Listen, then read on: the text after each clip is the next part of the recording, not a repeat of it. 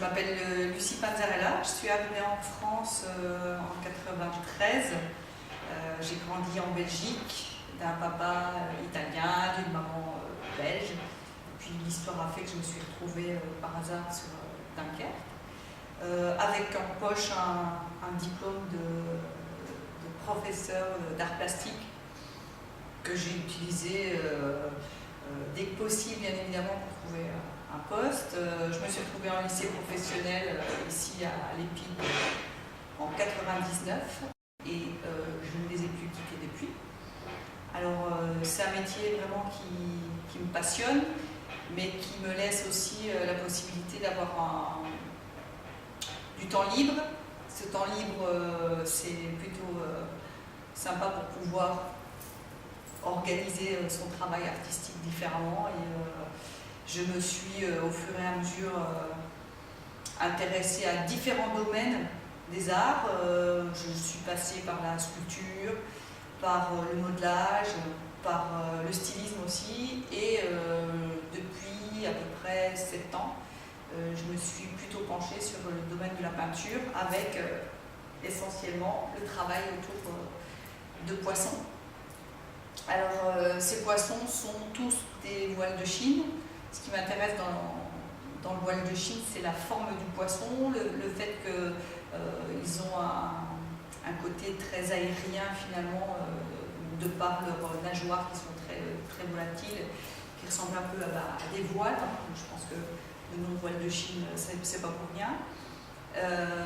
Au départ, j'ai travaillé à partir de documents internet avec des photos qui n'étaient pas toujours à la hauteur de ce dont j'avais besoin pour travailler forcément.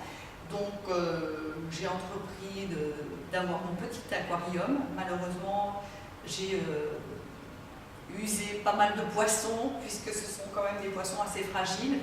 Je suis quand même intéressée à la manière de les soigner et de les entretenir au mieux. Et puis finalement, ceux que j'ai gardés plus longtemps, c'était 1 an et puis basta. Ce que je faisais du coup, c'est un peu macabre, mais quand je les voyais arriver en fin de vie, je les photographiais sous tous les angles pour avoir matière à pouvoir continuer après. Donc quelque part, c'est resté du coup un sujet un peu inépuisable pour moi. J'ai pas envie de faire d'autres poissons, j'ai pas envie de faire d'autres animaux, parce que ce qui m'intéresse vraiment, c'est l'idée de travailler finalement sur la pesanteur. Le fond blanc, il est là pour évoquer l'aquarium, pas besoin de cadre à mes toiles, puisque le périmètre de la toile suffit à suggérer un espace clos. Je tends maintenant à aller vers des toiles de plus en plus grandes, sachant que j'ai commencé sur des formats assez petits, donc on était dans des petites toiles de format A3, on va dire ça comme ça. J'en arrive maintenant à travailler sur des formats beaucoup plus grands, parce que ce qui m'intéresse justement, c'est de rendre finalement cet animal de plus en plus inquiétant, intriguant de par la taille qu'il prend justement. Et donc les derniers formats sur lesquels je travaille font 1 mètre de haut sur 1,50 m de large. Je pense que si j'avais les capacités techniques et aussi les capacités au niveau du bâtiment pour pouvoir faire plus grand, je le ferais encore plus grand. Mais bien évidemment, puisque je travaille quand même sur l'idée du détail, c'est un travail qui prend du temps et qui parfois peut devenir un peu mécanique de par le fait justement que je cherche à reproduire de manière fidèle le sujet de mes toiles. Voilà. Donc dans le parcours artistique, j'ai eu la chance de participer à une exposition qui avait lieu au Café Musique des 4 Écluses. Alors si on fait un petit rappel des dates, je pense qu'on devait être en 96 ou 98, donc c'était une exposition qu'on avait appelée le Reality Show, puisque l'idée était de travailler à partir de matériaux de récupération. Donc le premier travail que j'ai exposé là était un travail à base de grillage à poules. Je vais dire que j'ai fait un petit peu la mode avant l'heure, c'est-à-dire que je travaillais essentiellement sur des modelages de corps féminins qui étaient faits en grillage à poules. Donc moi j'avais appelé ça cage à poules forcément. Et je travaillais sur l'idée que toute femme était différente et que toute forme était intéressante à exploiter.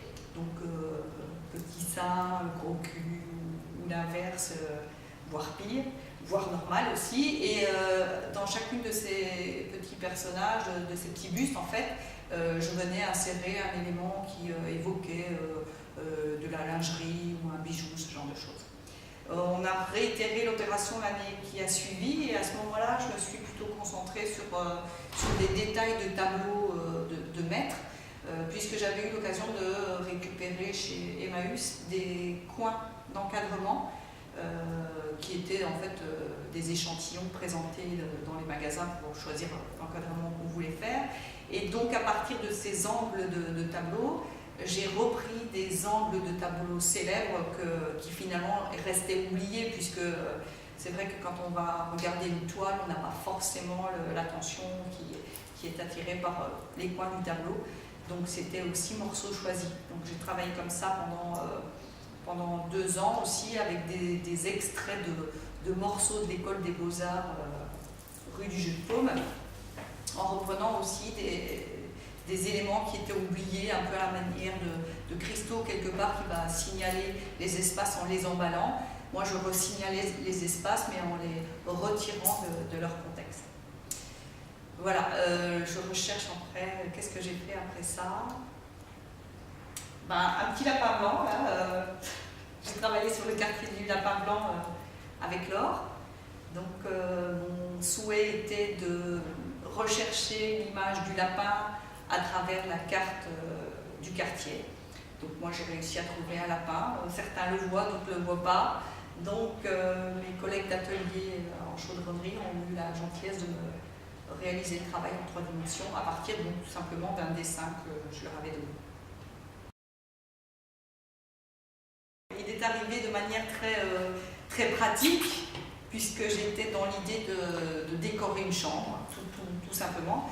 Et comme je suis fan d'Okusai, je m'étais commandé sur un site très célèbre de posters, La Vague, que je trouvais magnifique. Sauf que quand j'ai reçu le poster, je me suis retrouvée effectivement avec un poster qui faisait, je pense qu'il doit faire à peu près 70 cm sur 50. Que la vague d'origine n'est pas plus grande que ça, qu'un format A4. Et je me suis dit que décidément, c'était pas possible de mettre un tsunami au-dessus du lit, que ça pouvait porter à confusion et empêcher d'avoir un sommeil serein. De là, je me suis dit, tiens, pourquoi pas mettre un petit poisson, parce que l'univers de la mer m'intéressait quand même. Donc j'ai commencé à chercher, toujours sur Internet, des estampes sur lesquelles on voyait des poissons. Et c'est comme ça qu'en fait, très vite, c'est le voile de Chine qui est apparu comme étant le poisson qui me convenait mieux par rapport à, comme je disais, ce côté aérien qu'il montre avec ses nageoires, ce côté apesanteur. Mais bon, pareil, au bout d'un moment, ce petit poisson-là était bien mignon, mais je voulais aller beaucoup plus loin et j'ai voulu justement exploiter tout le côté, certes esthétique, mais aussi ce côté intriguant que le poisson peut avoir à partir du moment où on va lui donner des dimensions différentes.